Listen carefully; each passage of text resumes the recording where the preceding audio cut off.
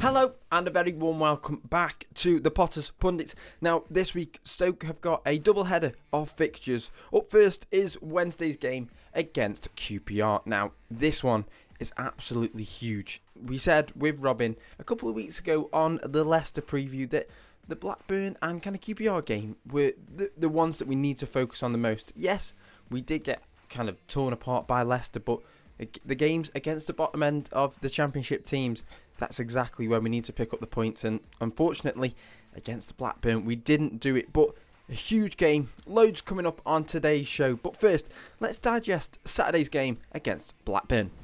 A real tough watch for Potters fans to look back on last Saturday's game. It's just one of them where you just don't want to watch it back at all. It was, especially the first half, it didn't look like we even woke up. I'm not trying to kind of blame anyone, and I don't want this to turn into the blame game, because what we need right now, especially where we are in the table and how many games we've got left, you can't just be scrutinising and kind of criticising. We need to motivate these players, because if not, we're going to be in League One, and we've got 15 games left. We've not got 5. We've got a whole 15 games to rack up the points. That's 45 points. I get that maybe we are coming to the latter stage of the season, but there's still 15 games. That's kind of like a third of the way through the season. So we've still got that last third of the season to show something. But for me, looking back on the game, of course, first half wise, we just didn't wake up. We really didn't. It was kind of sloppy defending. I think all over the park we were sloppy in possession.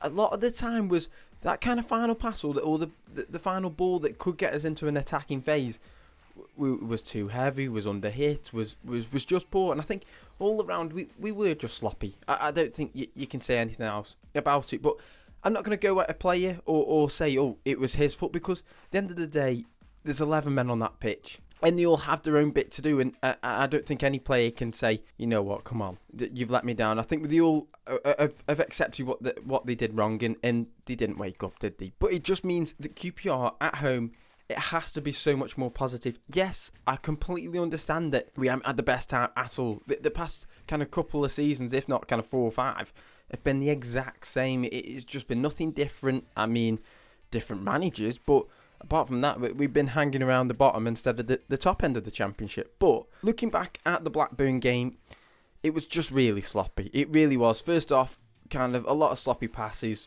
Defensive wise, I don't think we even woke up. We really didn't. I mean, if you look at kind of the first goal, yes, they moved the ball about quickly, and it's a fantastic ball to the back post, and Dolan slots it away. But you pick up your men, and it's totally kind of a different thing. But there was so much space in there for their first goal, and at the end of the day, Blackburn are exactly where we are. They're in and around it, and they put 3 past us. So it's one of them where, yes, I completely understand that, yeah, they had a different manager, but that's got nothing to do with us picking up our men and not being kind of sloppy in possession. But for me, the bit that I'd say changed the game, or could have changed the game the most, was the penalty.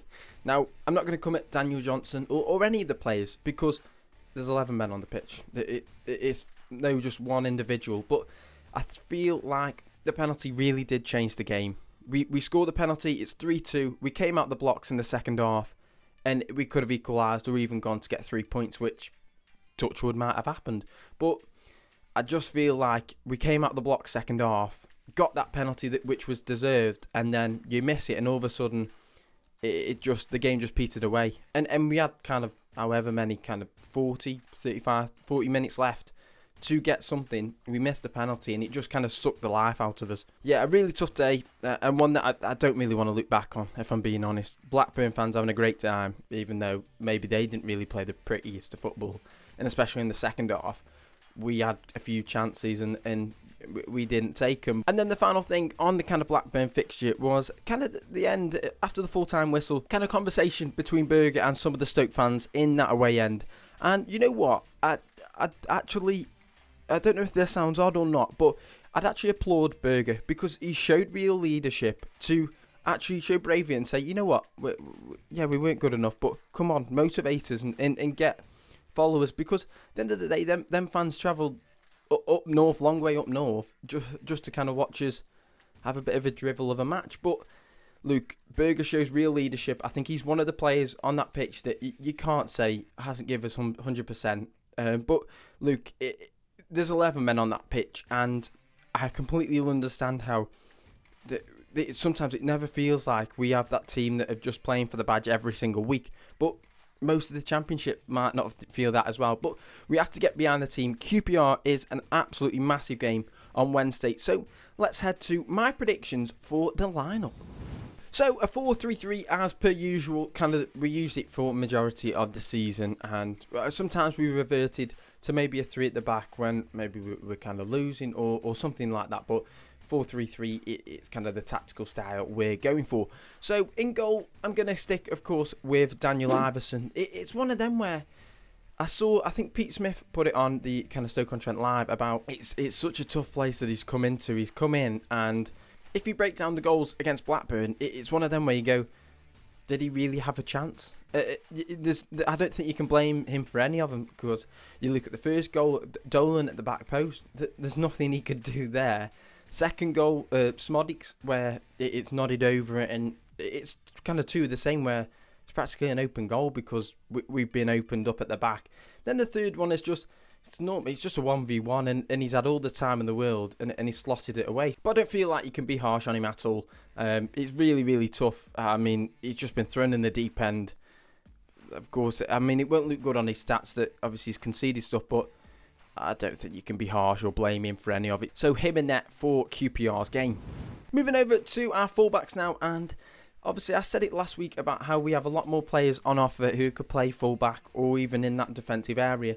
And it's a real tough one because you don't want to be harsh on players that haven't had as much game time recently, but then you can't then say, oh, switch it up, that's going to work, because if you keep chopping and changing, then you're never going to find that formula that suits you right. But in this game against the QPR, something that's shouting out to me the most is leadership and experience.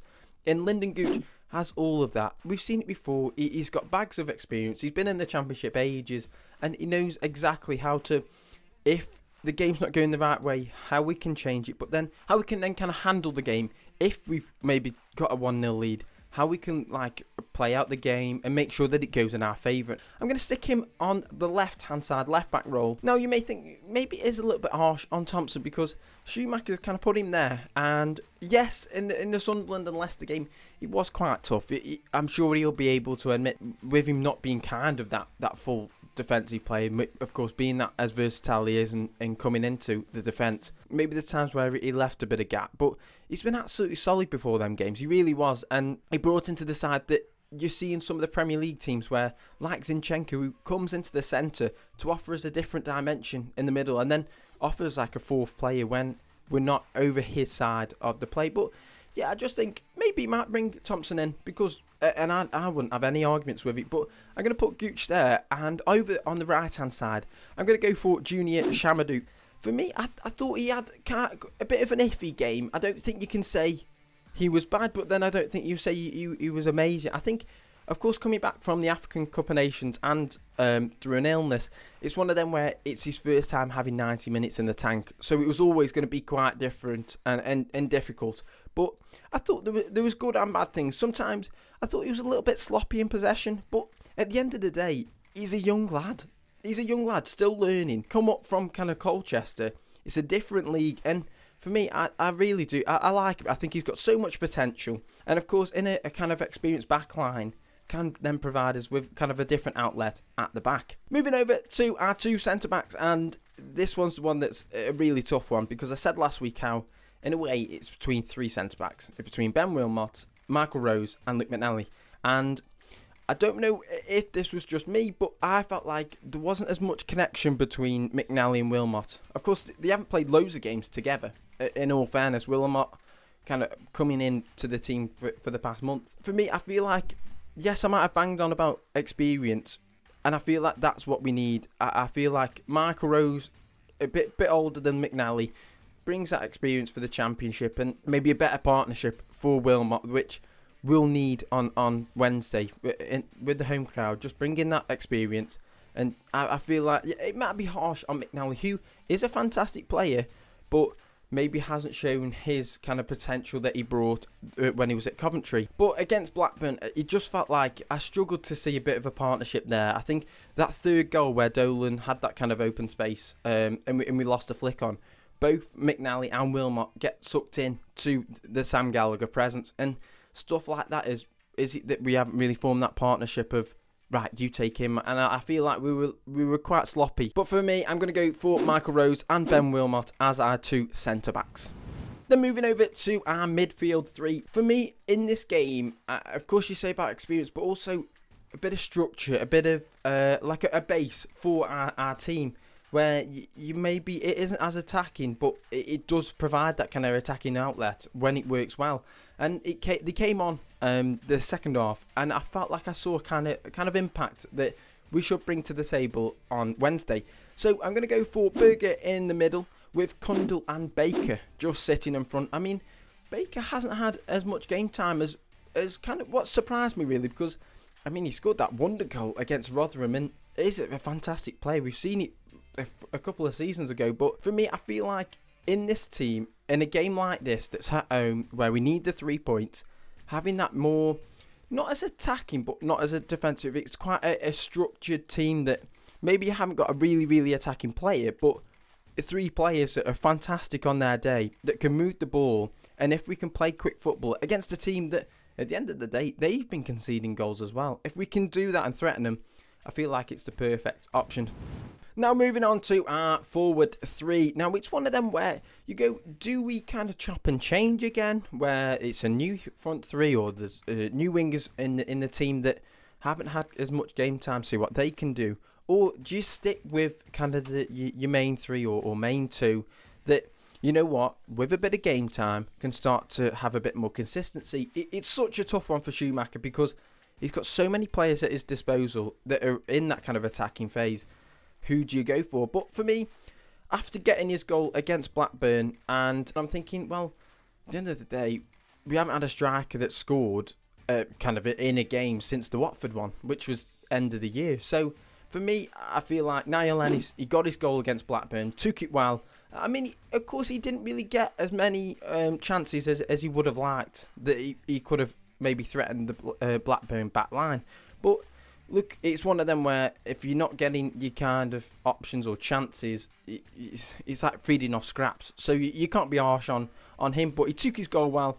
And at the end of the day, he's the one that's put it in the back of the net. So why not keep him up top? And now on to our wingers. And it's one of them where loads and loads of players on offer. Interesting that we brought Manouf in. That's another winger. Not saying it was wrong to do so, but interesting when we've got other players that, or other positions that we should have looked at, especially kind of the defence, left back, or even centre back, where we maybe should have brought in another player just to allow us that kind of dynamic. But it's a tough one, it really is, because you've got so many wingers that could play. But for me, I feel like Manouf, yes, he didn't show as much, but I mean, at the end of the day, he's recently come in, he's getting used to the Championship.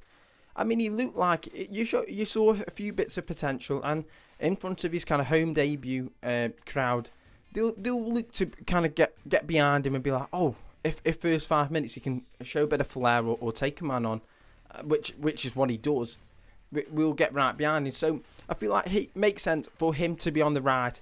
And then on the left, maybe it's a little bit harsh on Andre Vidigal, who, at the end of the day, is our top scorer. But we've got quite a few players there, and especially this one being on loan, it's one of them where I was going, right, if he's not having the game time, does that mean that, quite easily he could be sent back if he's not playing? Obviously his parent club won't like it, but I'm going to go for Haksabanovic because, yes, when he came on, maybe he didn't show loads and loads of support. I mean, it was a tough game. When you're coming on off the bench, it's one of them where you're like, well, I can't do much. I'm not going to be able to change the game when it looks like it's getting away from me. But I think starting, kind of have him in the starting 11 and see what he can do from there, and give him probably like 60 minutes to see what he can do. I mean, it's one of them. You've got so many players. Vidigal, there's Lloris, there's Nathan Lowe that can play on the wing, but also you got Wesley that could play up top. It's all different ones, but I think, or even, I've just forgot, Jun Ho, who I think had quite a difficult game against Blackburn, and I feel like for me, I was looking at him thinking, you know what, he'd be better coming off the bench and just providing that difference. And I feel like he'll do that against QPR. But for me, Haksabanovic on the left-hand side, just see what he can do. Give him that start. You might as well. We've got so many players at our disposal. But for now, I hope you guys enjoyed. I'll see you next time. And it's a massive, massive game.